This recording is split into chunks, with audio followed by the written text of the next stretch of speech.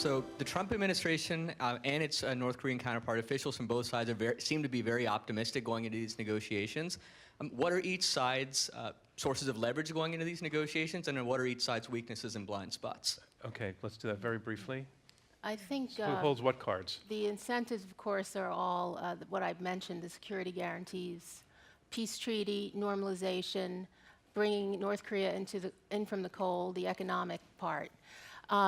The liabilities I see, and I'm going to be very frank, is I think our administration, our decimated State Department. Can we actually carry out such complex negotiations? Hopefully Mr. Pompeo will build up, bring back the swagger, as he says. You know, and I have to say, I think the North Koreans see an opportunity in Donald Trump. They see someone who's very, very eager to cut a deal. They see someone who's wavered on alliances. Look at NATO. They see someone who doesn't give a hoot about human rights, so they don't expect any lectures there. So maybe in their mind, of all the things I've said, they also say, hey, this is the US president for us. Let's do this. But are you giving ammunition to the other side? Sure are. I'm saying they want to do a deal with this president. When I was in Pyongyang in February 2017, he was in office 3 weeks. They brought up the idea of a summit at that point. They've been thinking about this for a long time, and they've been planning it. Bonnie Jenkins? And I would just add to what Suzanne said. You know, there's the Iran situation, and what we do with Iran. I think it's going to be something that is a game, something that's in the game, and also our recent nuclear posture review, where we committed to building more nuclear weapons. However, I will say, despite all of that, he still wants to meet. He still wants to talk.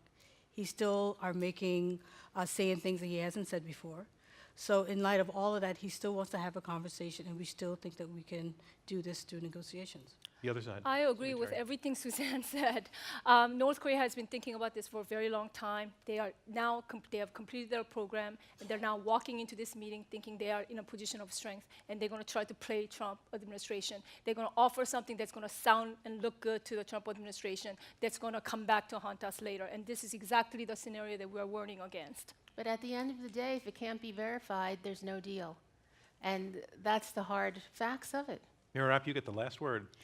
I would very much agree that North Korea's greatest strength is its deft negotiating position that it's been playing for the last year, its completed nuclear arsenal, and the fact that it increasingly has both South Korea and China on its side because of our president's bad behavior, and that the primary weakness on the US side is desire to deal and ill preparedness. The likelihood that the Trump administration is going to fall for a deal that is not good for the United States or the world because it is looking so much to score the win.